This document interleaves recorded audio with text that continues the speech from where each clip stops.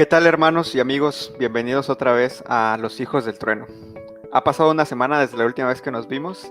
Platicamos un poquito con el hermano Carlos Serrano, con quien ya habíamos estado antes, acerca de las 7 plagas. Y pues si recordarán un poquito, enseguida también lo vamos a ver, en el diagrama hay eventos paralelos a estos. Y esta tarde otra vez estamos de vuelta nosotros solos para platicar con ustedes acerca del gran tiempo de angustia. ¿No es así, Isaac? Claro que sí, Leo. ¿Cómo estás, Leo? Estamos ya aquí listos para hablar de otro importante tema y la verdad también muy interesante. No solo eso, sino también, o sea, aparte del gran tiempo de angustia, está también el tiempo de angustia de Jacob, perdón. ¿No es así, Albert? ¿Qué tal, Leo? ¿Qué tal, amigos? Feliz sábado ya. Y sí, estamos tocando algunos temas dentro del gran tiempo de angustia. También ocurre un evento especial que es el tiempo de angustia de Jacob. Y a veces decimos especial, tal vez no en un término positivo, porque va a ser un momento difícil, pero sin embargo tiene que pasar dentro del pueblo del Señor. Y bueno, también ahí aparecería una línea que marca eventos que ya hemos hablado en el pasado y que ocurren de cierta manera paralelos a este. En el pasado hablamos del abandono de las grandes ciudades y bueno, eso ocurre de cierta forma también, o bueno, se completa esta peregrinación, por llamarlo de alguna manera, durante esta época, durante este periodo de tiempo. Y el decreto de muerte, que también se tocó una parte de esto en la ley dominical, ¿no? Entonces son eventos que ya hemos platicado, algunos a fondo, no tan a fondo, los vamos a decir ahorita. Y bueno, una de las cosas que me gustaría que platicáramos, bueno, primero vamos a orar y ahorita les lanzo la primera pregunta. ¿Qué les parece si oramos? ¿Oras tú, Isaac? Claro que sí, con mucho gusto. Vamos a inclinar el rostro y vamos a tener una palabra de oración. Amante Padre, te agradecemos mucho, Señor, la oportunidad que nos das de poder estar aquí reunidos para poder hablar acerca de temas que tú quieres que tratemos, Señor.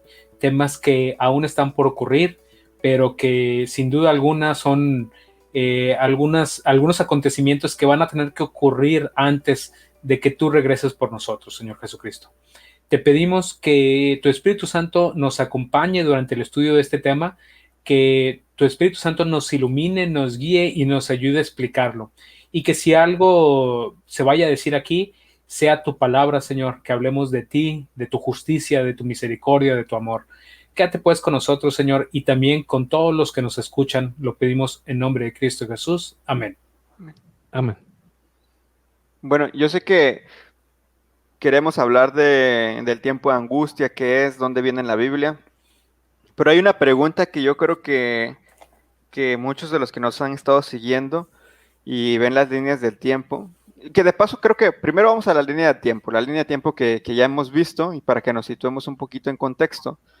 La línea de tiempo completa no la tenemos ahorita, ya la vamos completando programa a programa, pero si recordarán tal vez, o si tienen un poquito más de noción de los eventos de los últimos días, se van a dar cuenta que pues ya los eventos que faltan pues prácticamente son la segunda venida de Cristo, la gran liberación del pueblo, el milenio. Entonces pues ya son prácticamente eventos que ya cierran la historia de la humanidad como la conocemos, ¿no?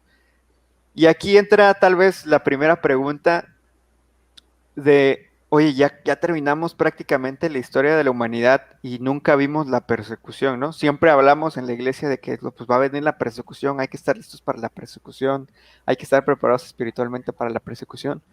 Pero en esta línea de tiempo, nunca vemos esa persecución como tal. O sea, no dedicamos un programa a hablar de la persecución. Es este gran tiempo de angustia, la persecución de la que siempre hablamos. Y ¿sabes qué, Leo? Pues prácticamente muchas otras denominaciones o algunas denominaciones creen que en algún momento el Señor Jesucristo va a llevarse a los justos en un rapto secreto y no van a pasar por un tiempo de angustia, no van a pasar por una persecución. Este tiempo de angustia va a ser para todos aquellos pecadores que se hayan quedado después del rapto secreto, pero vamos a ver qué es lo que dice la Biblia acerca de estos temas, ¿no?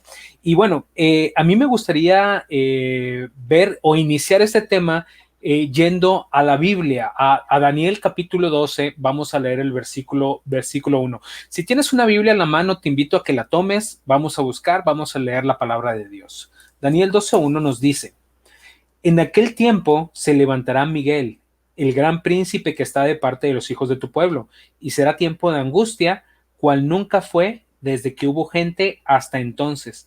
Pero en aquel tiempo será libertado tu pueblo, todos los que se hallen escritos en el libro.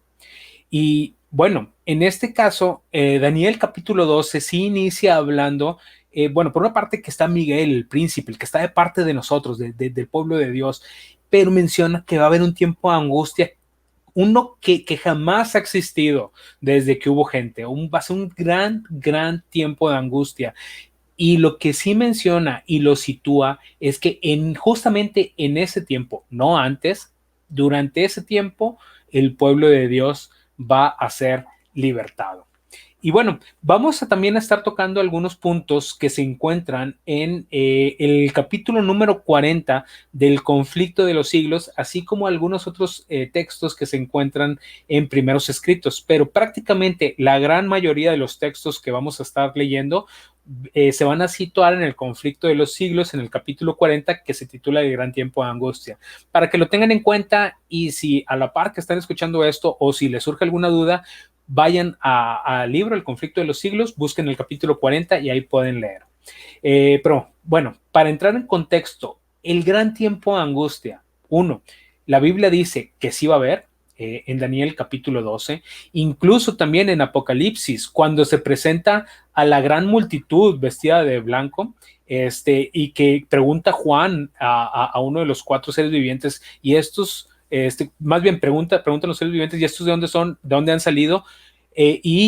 Juan pregunta, tú lo sabes, han salido de la gran angustia, han salido justamente de este momento. Entonces vemos que el pueblo de Dios sí la va a pasar. Pero muchas veces este tiempo de angustia también se pone en comparación con el tiempo que vivió Jacob. Y a mí me gustaría leer el siguiente párrafo.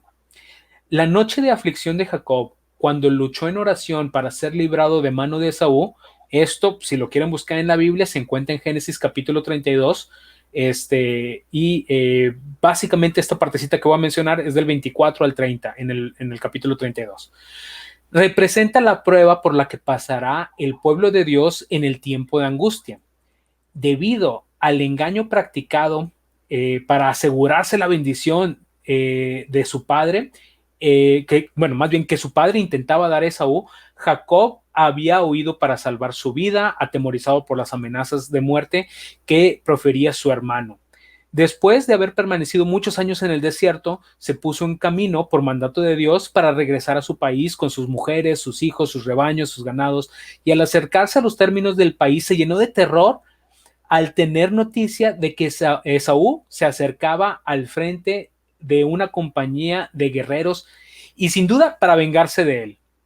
Entonces, en este caso, cuando este Jacob había huido para salvaguardar su vida después de haber engañado a su padre, robar la primogenitura de Esaú, ahora tenía que regresar y tenía miedo porque Esaú, su hermano, estaba viniendo a él con una gran compañía para hacerle frente. Y sin duda alguna, él lo que estaba pidiendo en oración era venía con toda su familia, venía con todas sus pertenencias, y lo que él pedía en oración era que se le perdonase la vida, y no solamente a él, sino a toda su familia. Satanás había acusado a Jacob ante los ángeles de Dios y pretendía tener derecho a destruirle por causa de su pecado. Había inducido a Esaú a que marchase en contra de él, y durante la larga noche de lucha del patriarca, Satanás procuró embargarle con el sentimiento de su culpabilidad para desanimarlo y apartarlo de Dios. Jacob fue casi empujado a la desesperación, pero sabía que sin la ayuda de Dios perecería. Y esto va a ser prácticamente lo que pase con el pueblo de Dios en este gran tiempo de angustia, que bueno, ¿dónde viene? Viene aquí y va a suceder en el futuro. Muchas gracias, Isaac. Iba a decir que no estoy seguro pero lo iba a comprobar ahorita. Pero me parece que para poder entender un poquito esta última parte que estabas comentando, si no me equivoco, la parte en la que Elena de White redacta esta parte, Una noche de lucha, sí, es correcto. Nada más quería ver si había un capítulo dedicado. En el capítulo 18 de Patriarcas y Profetas se Patriarcas y detalla profetas. mejor. O sea, aquí en este capítulo, el capítulo 40 que dijiste, en realidad habla muy poco, ¿no? De esa angustia que Jacob vivía. Para verla más a detalle y entenderla mejor, creo yo que sería Patriarcas y Profetas, aunque no es el material que usamos para este capítulo. Es correcto, pero pueden utilizarlo para poder ahondar un poco más en el tema. Sí, exacto. Bueno, después de esto, creo que otra de las temáticas que hemos platicado, y es interesante también ver qué pasa ahí, hemos hablado mucho del santuario celestial, del ministerio de Cristo, y esta parte muchas veces se habla acerca de que si vamos a estar solos o no vamos a estar solos, pero en realidad entonces, ¿qué está sucediendo en el cielo mientras nosotros estamos aquí en el tiempo de angustia? Sí, y fíjate que una de las doctrinas, como ya lo hemos tocado, si nos han visto en capítulos anteriores, una de las doctrinas prácticamente únicas de la iglesia adventista es el santuario celestial. Las iglesias eh, que son cristianas también, pero no creen que Cristo completó el sacrificio expiatorio en la cruz y que con ese sacrificio ya no tiene más trabajo que hacer Cristo. Bueno, la Biblia nos comenta otra cosa y si alguien quiere ver nuestros repasos o nuestros episodios pasados, pueden encontrar un episodio completamente dedicado a lo que estaba pasando en el santuario celestial. Y esto es interesante porque eh, para recapitular, ya hablamos en el capítulo anterior de las plagas y las plagas traen un descontento general en la población mundial y hace que se enfoquen en el pueblo de Dios. Dicen, estos son los que están causando que caigan estas plagas sobre nosotros. Y eso es lo que determina. Todavía no se cierra el tiempo de gracia. Bueno, ya se cerró. Cuando cae la primera plaga, se cierra el tiempo de gracia. Pero en ese momento ocurre algo en el cielo, que es que el Señor, nuestro Señor Jesús, que es nuestro gran sumo sacerdote, se levanta. Se levanta y deja de interceder por su pueblo. Esto es algo increíble. ¿Y por qué hace esto el Señor? ¿Por qué se levanta de su trono? Y la razón es básica. El pueblo de Dios ya cumplió su cometido. Ya terminó la obra que le había encomendado el Señor, que es terminar de predicar el mensaje de salvación, que es el mensaje del tercer ángel. Ya recibió la lluvia tardía, que fue el poder del Espíritu Santo para promover este mensaje. Lo predicó al mundo por testimonio y ya solamente queda venir el fin. Pero el enemigo no está contento con esto. No está contento con esto. Pero todavía Dios se reserva una manifestación especial para el universo. Quiere demostrarle el Señor lo que va a ocurrir con su pueblo, cómo ellos han sido transformados y cuál es el resultado. Recuerden que, no sé si se acuerdan, hermanos, cuando Abraham iba a sacrificar a su hijo, sacrificar a su hijo y un ángel le detiene la mano y le dice, alto, no le hagas daño al niño. Y la razón dice, ahora conozco que temes a Dios. El problema con los seres celestiales y con los seres de otros planetas es que están preocupados por nosotros. Nosotros que caímos en pecado y que no guardamos la ley de Dios y que todo lo que hacemos es egoísta y hacemos para ganancia propia, dice, a ellos son a los que vas a salvar y los vas a traer al cielo. Bueno, el Señor quiere demostrar que Él puede convertir el carácter de un pecador en un digno ciudadano celestial y se reserva una manifestación de una generación completa. Y este es el punto, Él se levanta de su trono y dice, el que es justo siga siendo justo, el que es santo sígase santificando, y a los malos les dice, el que es impío siga actuando impíamente y el que es pecador siga pecando. En este sentido el Señor dice, ya cada quien decidió, vamos a ver estos dos grupos, y esta es la manifestación que el Señor se está preparando. Por eso en el cielo Él se levanta y permite que pasen todas estas cosas. Por ahí leemos en el conflicto de los siglos que cuando Él abandone el santuario, las tinieblas envolverán a los habitantes de la tierra. Durante ese tiempo terrible, los justos deben vivir sin intercesor a la vista del santo Dios. Nada referente ya a los malos y a Satanás domina por completo a los impenitentes empedernidos. La paciencia de Dios ha concluido. Y este es un punto importante. Ya el Señor, ya con los malos, ya llegó el punto máximo de su paciencia, ya derramó la copa y dicen, ahora sí viene lo que temía Dios, ya no puede alcanzar a nadie más, ya cada quien decidió de parte de Dios o de Satanás y nada más queda venir por nosotros. Dice, cuando los ángeles de Dios dejen ya de contender con los vientos violentos de las pasiones humanas, todos los elementos de contención se desencadenarán. El mundo entero será envuelto en una ruina más espantosa que la que cayó antiguamente sobre Jerusalén. Y todo esto lo desencadena que Cristo se levanta de su santuario, como lo mencionó Isaac en el pasaje de Daniel 12:1. Oye, algo que me gustaría aclarar cuando mencionaste lo de los otros seres que se preocupan por nosotros porque pues cómo nos van a llevar, ¿no?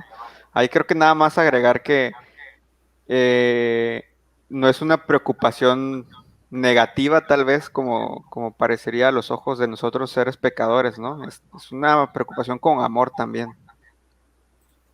Pues sí, es más que nada, oye, ¿será que van a pecar aquí en el cielo otra vez? Se va a hacer. Y el Señor, pues bastaría con que el Señor les dijera, no, yo estoy al control, pero el Señor lo quiere demostrar, quiere que lo vean, que vean la demostración práctica de lo que va a pasar, a quiénes va a traer. Muy bien. Una de las cosas que mencionaste me dejó pensando también, porque dijiste que Dios ya no va a interceder por nosotros. Ya hasta en ese punto, digamos, o a decir así, vamos a estar solos, ¿no? Ya no tenemos lo que Juan dice, ya no tenemos abogado delante del Padre, ¿no? Pero entonces, ¿qué va a pasar? No sé. Y para eso vamos a invitar a Edson. Él no estuvo aquí al inicio con nosotros por unos temas técnicos, pero ya está aquí. Y él nos va a decir, Edson, ¿qué va a pasar con los justos? Con nosotros los justos, porque nosotros vamos a ser parte de ese grupo si Dios quiere. Amén. Sí, gracias. Ya estamos aquí de regreso. Fíjate, bueno, para primero poner un poquito de historia, ¿no? En ese momento, dice, voy a leerles esto. Una vez que el sábado llegue a ser el punto especial de controversia en toda la cristiandad y las autoridades religiosas y civiles se unan para imponer la observancia del domingo, la negativa persistente por parte de una pequeña minoría de ceder a la exigencia popular la convertirá en objeto de execración universal. Se demandará con insistencia que no se le tolere a los pocos que se oponen a una institución de la Iglesia y a una ley del Estado. Y luego vienen las palabras así que a todos nos recuerdan, ahorita van a ver que nos recuerda. Pues vale más que esos pocos sufran y no que naciones enteras sean precipitadas a la confusión y anarquía. O sea, llega un momento en la historia en que ya se impone la ley dominical, pero hay un grupo que aún guarda el sábado. Entonces, hay catástrofes, hay cosas que están pasando en la tierra y le echan la culpa a ese grupo, a ese pueblo pequeño de Dios que decide guardar sus mandamientos.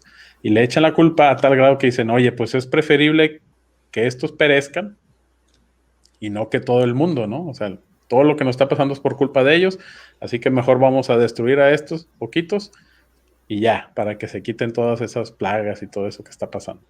Entonces, en ese tiempo es donde está tu pregunta, ¿qué pasará con los justos, no?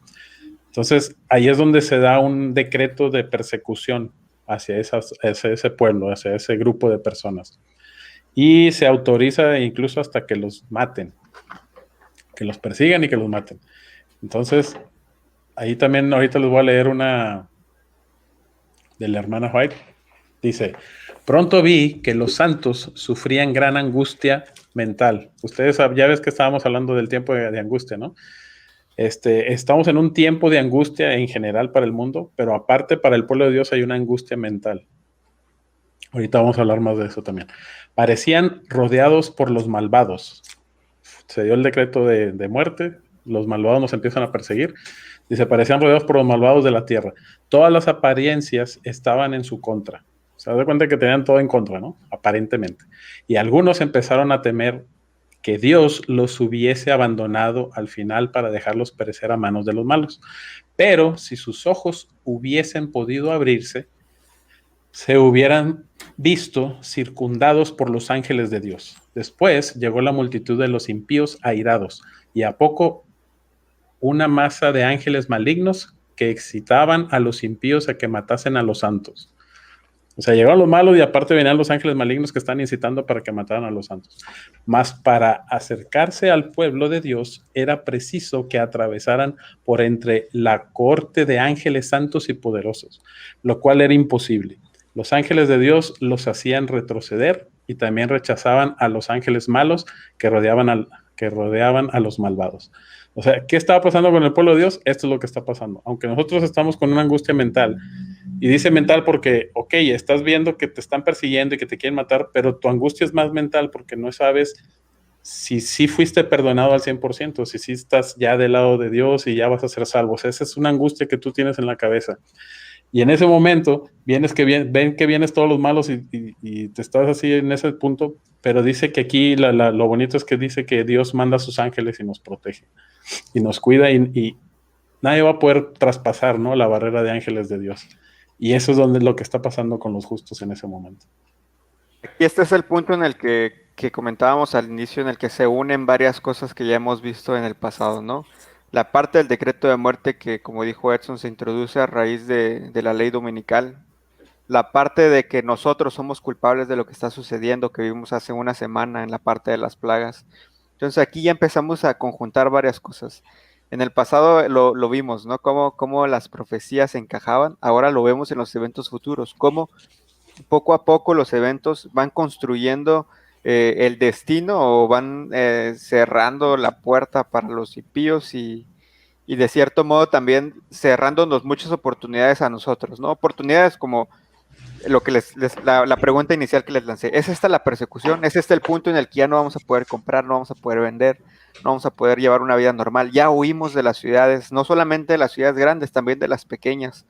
Me imagino yo como en la época de estos que se ocultaban, los valdenses, como los valdenses, ¿no? Nosotros a lo mejor vamos a estar aquí atrás del Cerro de la Silla o no sé, no, a lo mejor ahí escondidos. Entonces, es esta parte en la que ya se empieza a unir todo eso, ¿no?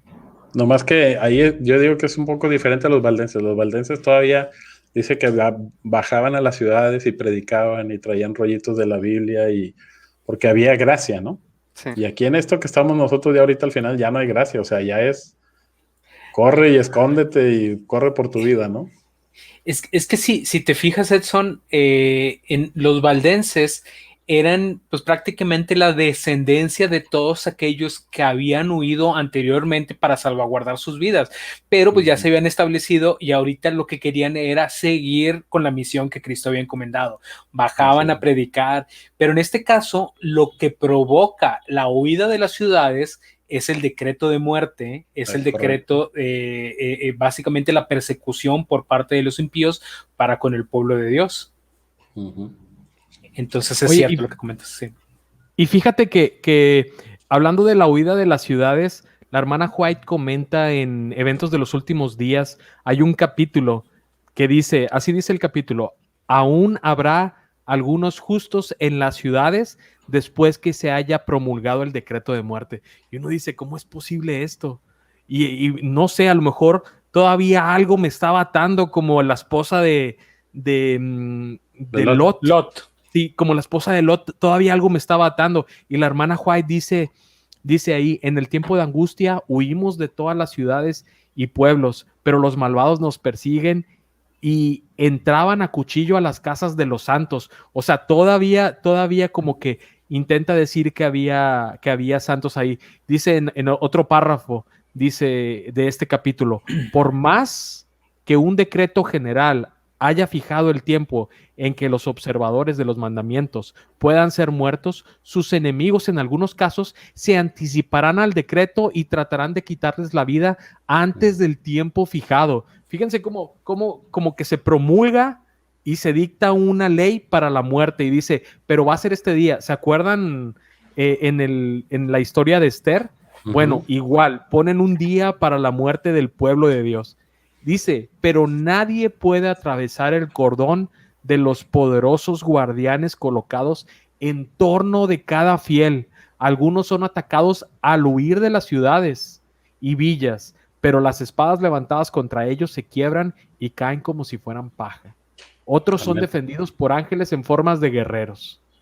Está interesante y me gusta mucho que la hermana White dice que a pesar de que no todos huimos de las ciudades, y aun cuando ya decimos, ya en verdad teníamos que huir y estamos huyendo, algunos de los malos se nos atraviesan, pero el Señor nos está protegiendo. Y eso yo creo que es lo que tenemos que tener. La confianza en el Señor nunca se debe perder. Es que imagínate tener seres queridos aquí en las ciudades, y que por alguna otra razón no estén huyendo, y tú el no querer abandonarlos. Yo creo que ha de ser una situación muy difícil, la cual todavía en este momento yo creo que escapa totalmente nuestro entendimiento. Oye, siempre que leo eso de que leyó Albert de que vienen a atacarnos y con sus espadas y eso, me imagino que lo escribió por la época en la que vivía. Ahora me imagino que vienen con pistolas, metralletas, no sé. ¿Puede ser? Y no, incluso ya había armas de fuego, pero más que nada es metafórico, ¿no? O sea, el hecho es de que vienen con la intención de matar, ¿no? Eso es a lo que se refiere. Vienen con la intención de hacer daño, de matar, y pues prácticamente aún y con las armas que tengan, pues Dios es más poderoso, y los santos ángeles que están de parte de Dios van a lograr proteger a los santos fieles. Yo sé que no es el tema, pero me recordó lo que estábamos platicando la semana pasada mientras preparábamos esa edición. Recuerdo que leía, cuando empecé a leer todo lo que iba a acontecer, dije, oye, pues la mejor idea que puedo tener es comprarme una mochila de campamento, de esas grandotas, empezar a guardar arroz, empezar a guardar latas de comida. Y el día que tengamos que dejar esto, pues ya tengo lista mi mochila y pues no sé, para sobrevivir 7 días, 14 días, no sé lo que haya logrado juntar, ¿no? Me sorprende mucho en el contexto de lo que platicaba Edson en la pregunta de qué va a pasar con nosotros, porque Elena de White dice que no debemos hacer provisiones para ese día, que si fuera necesario, Dios va a enviar cuervos como para Elías, ¿no? Con pan para alimentarnos. Y es increíble, ¿no? Muchas veces es algo que no imaginamos, y como dice Isaac, o sea, incluso el amor, así como dices, por los seres queridos, es algo que tal vez ahorita no imaginamos. Pienso yo, no es lo mismo, pero es un caso similar como cuando Eva pecó y Adán se quedó con la idea de que, ¿qué hago? ¿Me voy con ella, peco contra Dios o me quedo de este lado? ¿No? Es una prueba difícil realmente para nuestra espiritualidad, para el amor que tenemos hacia con Dios. Y es que todo lo que está aconteciendo en este tiempo es una prueba para los santos fieles. Todo va a constituir o para quebrarse, que su fe quebrante, o para mantenerse fiel. Que en este caso los que hayan alcanzado el carácter de Cristo Jesús van a estar demostrando o van a estar haciendo todo lo que Jesús haría en una situación similar, ¿no? Pero no por eso va a dejar de ser difícil o duro. Así es. Ese es el lado de nosotros, el lado de los justos. Pero creo que también sería bueno, ¿no? Platicar como Jesús, Dios a lo largo del Antiguo Testamento siempre le ofrecía al pueblo los dos caminos. Esto es lo que va a pasar si obedeces y esto es lo que va a pasar si no obedeces. En nuestro caso tiene que haber también un mensaje. Tanto para los justos vamos a sufrir, pero ¿qué va a pasar con los injustos entonces? Bueno, esa es una excelente pregunta, más que nada porque muchas veces lo vemos todo de manera pues inclinada, ¿no? De un lado, como nos asociamos más con el pueblo de Dios y con los justos, casi siempre tendemos a verlo desde ese punto de vista. Pero bueno, ya se ha estado platicando un poco de qué va a pasar con los injustos. Realmente, cuando se decreta la ley dominical, cuando empiezan a hacer sus obras y empiezan a caer las plagas, empiezan a caer los juicios de Dios, los justos creen o interpretan, porque ellos creen estar haciendo el bien, perdón, los injustos, dije los injustos creen o interpretan que todo lo que está pasando de malo en el mundo es porque hay un pequeño pueblo que todavía no se quiere acoplar a sus designios, a su forma de pensar, y por fuerza va a querer hacerlos cambiar. ¿Por qué? Porque por culpa de ellos estamos sufriendo terremotos, plagas, etcétera. Entonces, es por eso que hacen una persecución, decreto de muerte, y los empiezan a perseguir, los obligan a salir de las ciudades, los encarcelan, etcétera. Pero esto es lo que ellos están haciendo, pero también hay algo que Dios va a hacer. Voy a leer una parte ahí que viene en Conflicto de los Siglos. Dice, los juicios de Dios caerán sobre los que traten de oprimir y aniquilar a su pueblo. Su paciencia para con los impíos da a estos alas en sus transgresiones, pero su castigo no será menos seguro ni terrible por mucho que haya tardado en venir. Y voy a hacer una pequeña pausa aquí. Muchas veces nosotros interpretamos que porque no somos corregidos, que porque no somos castigados, estamos en buen camino. Es decir, por el hecho de que nosotros estemos haciendo algo y nadie me diga, oye, estás mal, o no venga una autoridad o mi jefe, o en este caso Dios, y me diga, por ahí no es, nosotros creemos, bueno, está bien. Y si lo ponemos en un punto de vista de los padres, los hijos cuando van creciendo, cuando no ven un límite, ellos van, digamos, tentando el camino. Ahorita te doy la palabra, Albert. Ellos van tentando el camino hasta dónde pueden llegar. Y siempre y cuando no se les corrija, ellos interpretan que van por buen camino. El punto es que la voluntad de Dios es una. Y el hecho, ellos interpretan que porque Dios no los castiga, ellos van por buen camino, pero no quiere decir que Dios no los va a castigar. Albert, ¿quieres comentar algo? No, perdón, pensé que querías comentar algo. Pero bueno, sigue diciendo, para nuestro Dios misericordioso, la tarea de castigar resulta extraña. Vivo yo, dice el Señor Jehová, que no quiero la muerte del impío. Esto se encuentra en Ezequiel 33:11.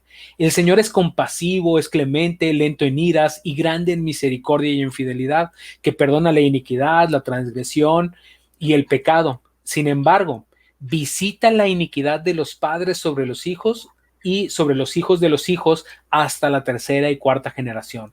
Jehová es lento en iras, grande en poder y de ningún modo tendrá por inocente al rebelde.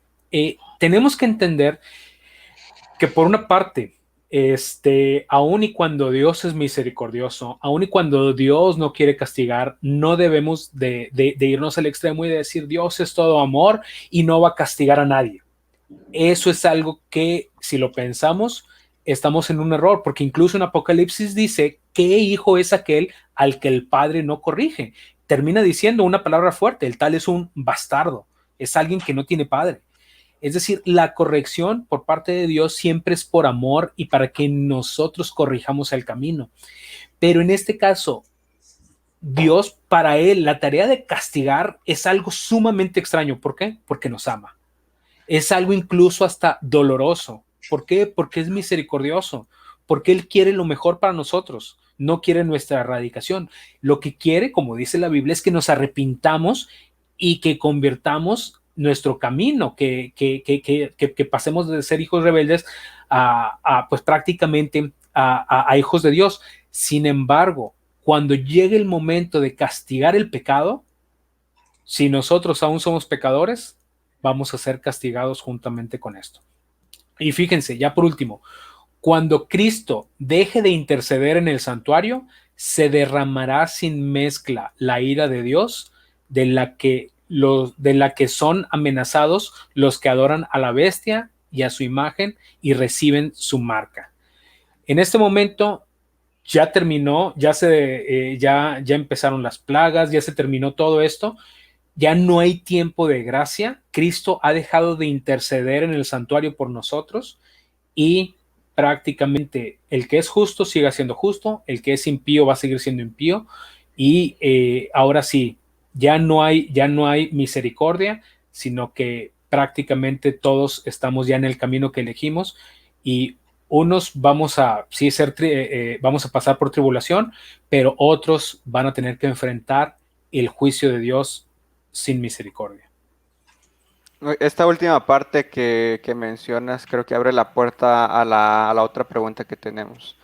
Y es parte de lo que Albert ya había comentado, ¿no? Dios abandona la parte del santuario celestial y muchas veces hemos escuchado que no va a haber Espíritu Santo en la tierra, ¿no?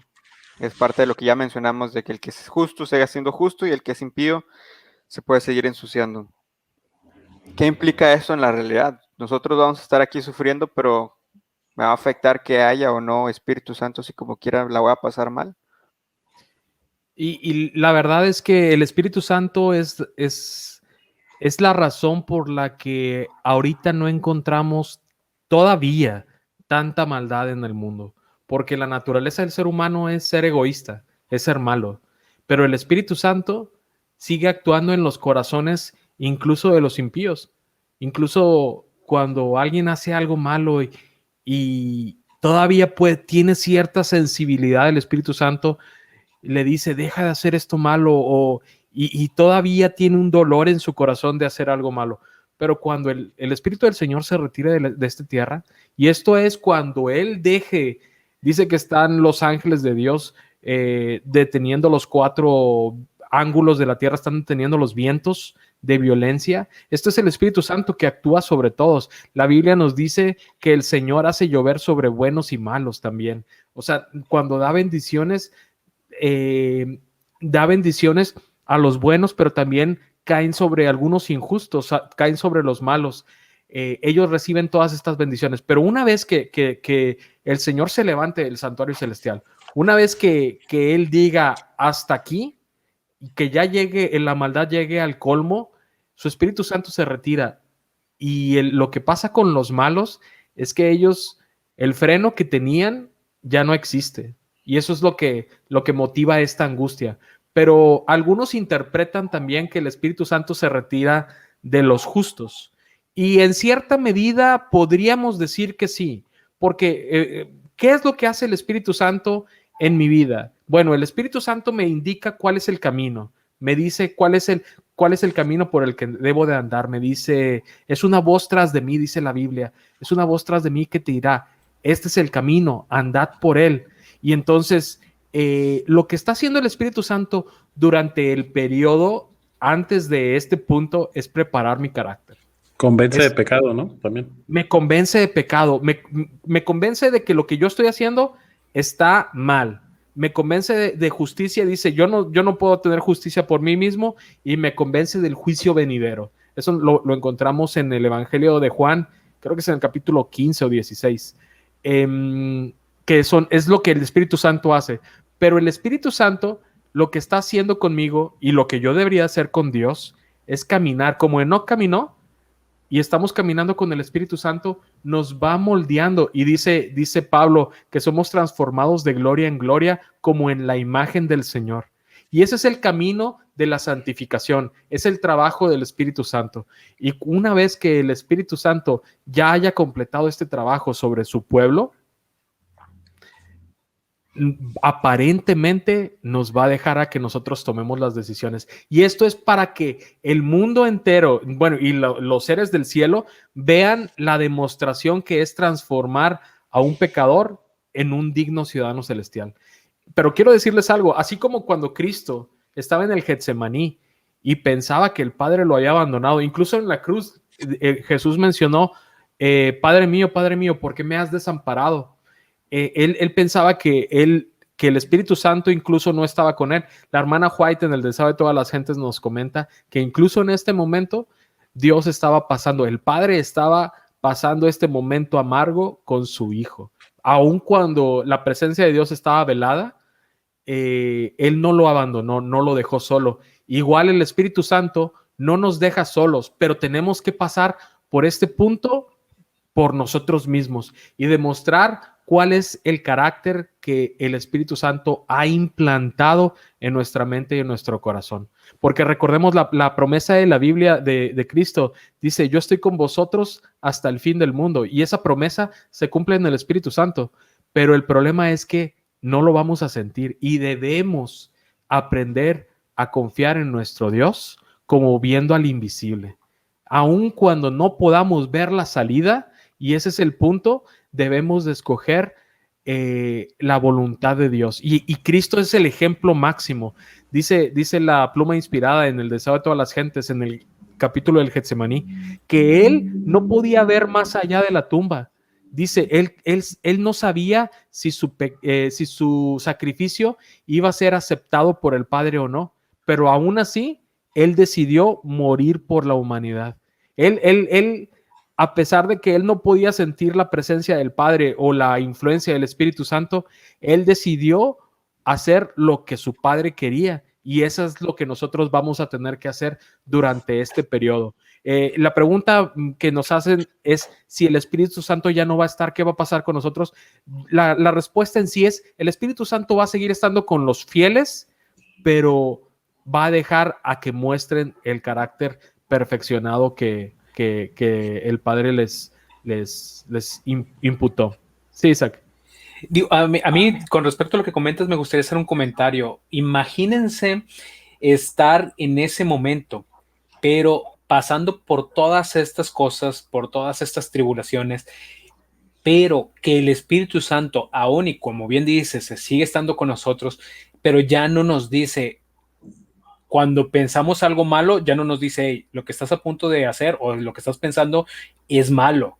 O ya no nos está indicando el camino, es decir, está con nosotros, pero como ya hizo la obra de transformación de nuestro carácter, ahora nosotros somos los que tenemos que tomar una decisión, seguir la voluntad de Dios o no hacerlo.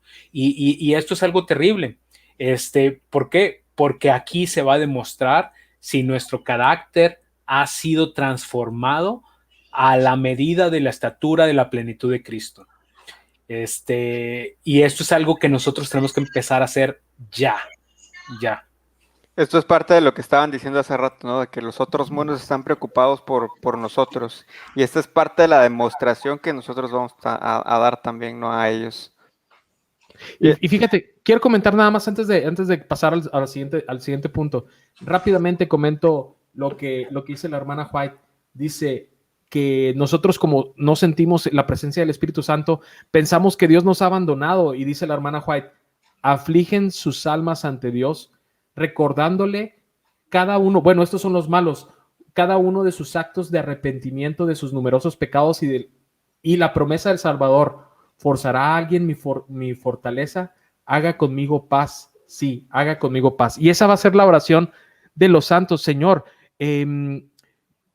¿fueron perdonados mis pecados? ¿Será que yo soy perdonado? ¿O esa paz mental o esa angustia mental de la que hablaba Edson, es la que nos trae aflicción en este momento, porque ya no podemos tener esa comunicación directa aparentemente con Dios, porque el Espíritu Santo aparentemente nos ha abandonado, que decimos, Señor, y está nuestra oración, Señor, hágase conmigo paz, porque viene la aflicción terrible de fuera y de dentro, y este es un momento increíble que no hace más que honrar al Dios creador, que mostramos el carácter y la transformación en la que él culminó.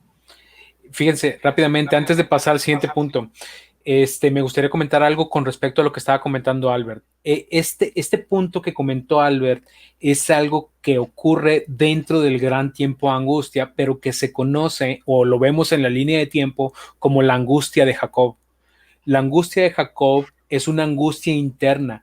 Cuando Jacob estuvo en Peniel y estuvo peleando o batallando, por así decirlo, con Dios mismo, con el ángel de Jehová, él no lo quería soltar, estaba aferrado a él y decía, no te voy a soltar hasta que me bendigas. Y lo que realmente quería Jacob es tener la seguridad de que el pecado que había cometido al usurpar la primogenitura, al robársela, de que su pecado había sido perdonado.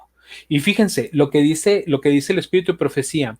Aun cuando los hijos de Dios se ven rodeados de enemigos que tratan de destruirlos, la angustia que sufren no procede del temor de ser perseguidos a causa de la verdad. Aun y cuando en un inicio esto sí les causó angustia, después entraron en conciencia de que había algo todavía más importante y les causan angustia mayor. Y esto mismo pasó con el Señor Jesús en el Getsemaní.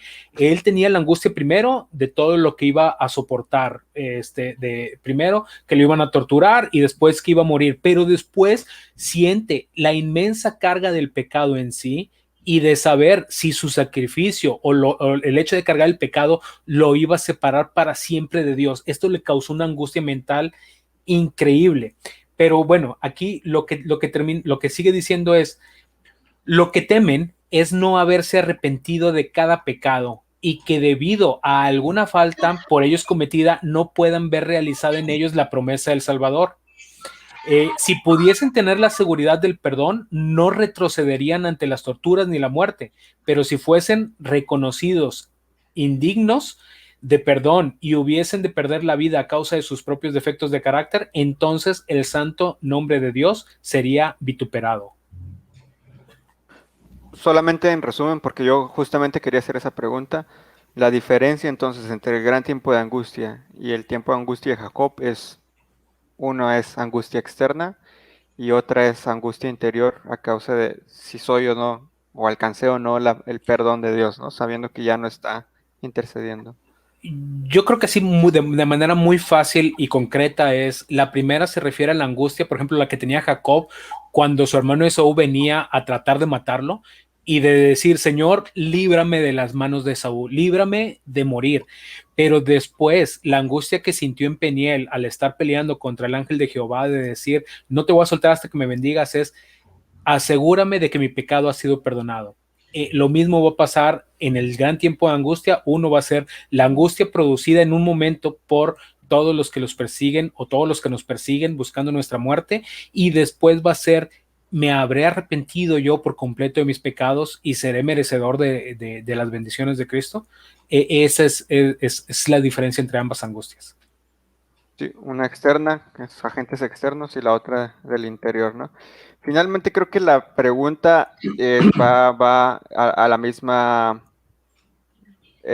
conclusión de todo lo que hemos platicado en el pasado. Quizás más en los primeros, en la primera etapa de esta línea de tiempo, en la parte del pasado. ¿Cómo nos debemos preparar para este momento? Esa es una buena pregunta. Fíjate que estaba leyendo aquí y hay cosas muy interesantes. Dice, no sé si se han fijado, pero dice, sucede muchas veces que los peligros que se esperan no resultan tan grandes como uno se lo suele imaginar. O sea, a veces tú dices, ay, me estoy imaginando que me puede pasar esto y esto. Y a la hora de que pases, pues no estuvo tan feo. Pues fíjate lo que dice el hermano Juan. Pero este no es el caso respecto a la crisis que nos espera. La imaginación más fecunda no alcanza a darse cuenta de la magnitud de tan dolorosa prueba. O sea, es una prueba terrible. Dice, en aquel tiempo de tribulación, cada alma deberá sostenerse por sí sola ante Dios. O sea, aquí no hay de que, no, pues mi papá era el primer anciano, mi abuelito fue pastor, eso ya me respalda, no. Tú solito te tienes que sostener ante Dios. Dice, el tiempo de angustia, cual nunca fue después que hubo gente, se iniciará pronto. O sea, ya estamos cerca del tiempo de angustia. Y para entonces necesitaremos tener una experiencia que hoy por hoy la realidad no poseemos y que muchos no pueden lograr debido a su indolencia. Entonces, ¿qué debemos de hacer? La pregunta. Deberíamos aprender ahora a conocer a Dios, poniendo a prueba sus promesas. Los ángeles toman nota de cada oración ferviente y sincera. Sería mejor sacrificar nuestros propios gustos antes que descuidar la comunión con Dios. La mayor pobreza y la más absoluta negación con la aprobación divina valen mucho más que las riquezas y los honores y las comodidades y las amistades sin ella, o sea, sin la aprobación de Dios. Debemos darnos tiempo para orar. ¿Qué es lo que tenemos que hacer? Conocer a Dios, darnos tiempo para orar. Si nos dejamos absorber por los intereses mundanos, el Señor puede darnos ese tiempo que necesitamos.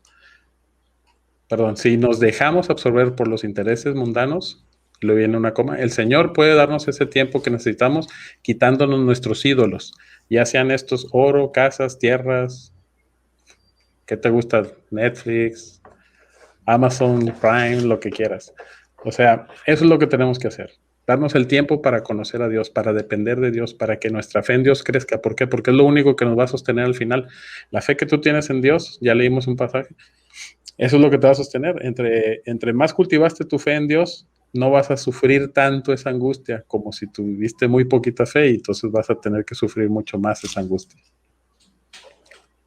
Justamente va en línea de lo que decía Albert, ¿no? Cuando ya no tenemos esa seguridad de que el Espíritu Santo está ahí intercediendo, de que Jesús está intercediendo por nosotros, ¿no? Es esa lucha interna de si alcancé el perdón o no, ya es depender de la fe, de lo que Dios, de la obra que Dios hizo antes de eso. Así es. A mí me gustaría comentar algo sumamente rápido y va más que nada en una cuestión cultural que tenemos como mexicanos, y es que tendemos a dejar todo para última hora. Y me incluyo. Muchas veces decimos, oye, pues es que yo la verdad pienso, actúo y trabajo mejor bajo presión, pero y ya cuando falte poquito me voy a empezar a preparar o lo voy a hacer ya. Pero dice aquí, los que tardan en prepararse para el día del Señor no podrán hacerlo en el tiempo de angustia ni en ningún momento subsiguiente. El momento para prepararnos es hoy. Ahora. Porque Como decía, cuando esto como decía. empiece, perdón, adelante. No, dale, termina. Su Yo le chistecillo. doy si quieren. Como decía un personaje importante de nuestra política que estás comentando Uy. hoy.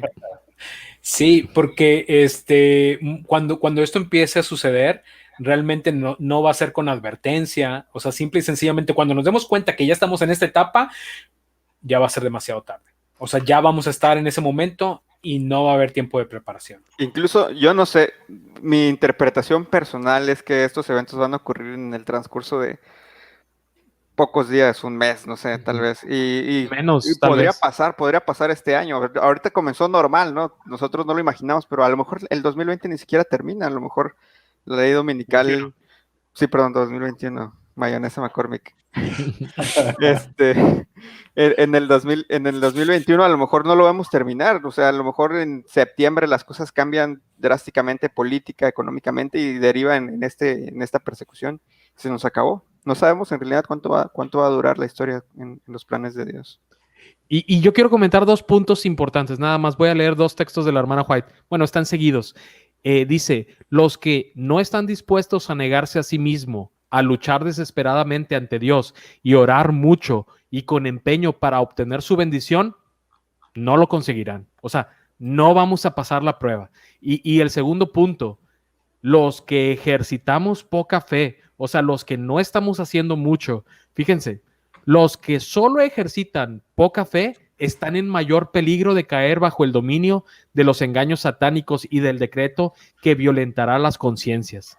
Aún en caso de soportar la prueba en el tiempo de angustia, se verán sumidos en mayor aflicción porque no se habrán acostumbrado a confiar en Dios. Las lecciones de fe que hayan descuidado tendrán que aprenderlas bajo el terrible peso del desaliento. O sea, si mi punto es que me estoy preparando poco, les voy a decir que el tiempo de angustia, si me toca pasarlo, va a ser peor para mí que me preparo poco. Y más que nada porque no estamos acostumbrados a confiar en Dios. O sea, bueno, adelante. No, yo iba a concluir nada más decir que la idea de estos temas no es asustarnos, no es llenarnos de terror de lo que pueda suceder. La idea es que vayamos a la única fuente de seguridad que tenemos, ¿no? El Salmo 91 cuando dice David toda la protección que nos puede dar Dios, en un sentido figurado, ¿no? El que habita el abrigo del Altísimo morará bajo la sombra del Omnipotente. Entonces, todas las cosas que caerán 1000 y 10,000 a tu diestra y a ti no llegará. Esa es la seguridad que tenemos, ¿no? El libro que mencionó Isaac, en el cual nos centramos hoy, en otros títulos dice seguridad y paz en el conflicto de los siglos, ¿no? En otras traducciones, no sé cómo llegan a ese título, pero Pero bueno, entonces la realidad es eso, no es invitarnos a estar llenos de miedo, es prepararnos para lo que va a venir, porque con Jesús hay seguridad.